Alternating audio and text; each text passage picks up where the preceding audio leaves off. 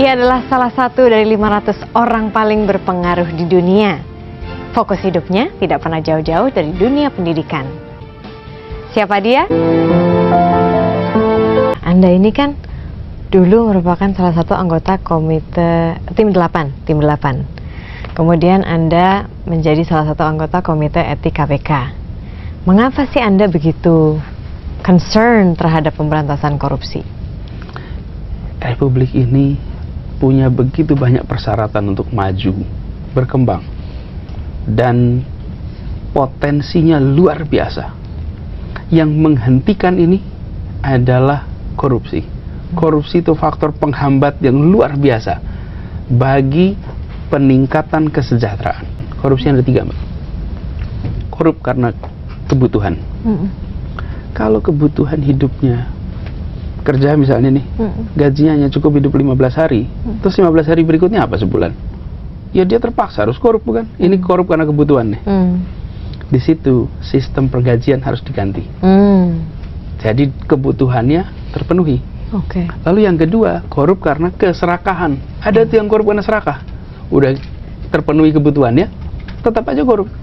Nah, korup yang karena keserakahan ini, hukumannya apa? Rasa takut. Jika dia akan dimiskinkan total, dia menghadapi hukuman yang amat berat, tak ada maaf, maka korup itu menjadi irasional. Lalu yang ketiga, korup karena sistem.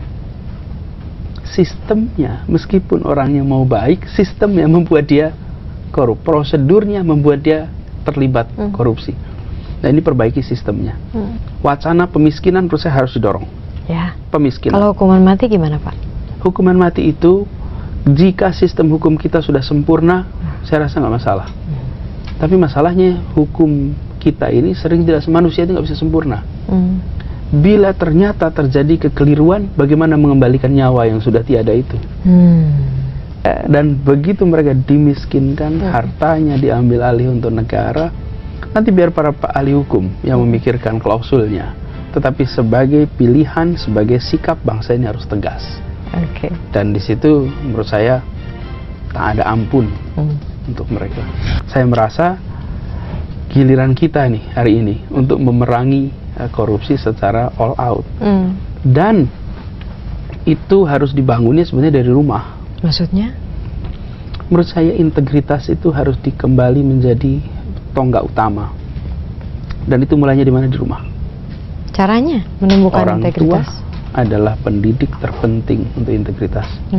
Saya selalu menganjurkan bagi ibu-ibu, bapak-bapak, bilangin sama anaknya, tolong kamu jangan mencuri ya.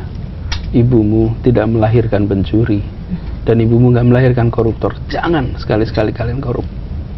Berapa yang memberikan pesan kepada anaknya? Garisnya jelas. Ambil pilihan karir apapun juga, tapi tolong satu saja, jangan mencuri. Itu aja cukup. Jadi pesan itu dari rumah, bukan pesan ini kita mencoba di universitas. Sebetulnya kan harusnya dari rumah tuh. Biarkan setiap kali kita bertindak, berbuat, ingat ibu kita.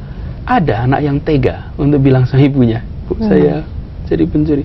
Rahim ibumu tidak dipakai untuk lewatnya seorang calon koruptor. Hari ini kita masih tidak menganggap ini sebagai masalah penting.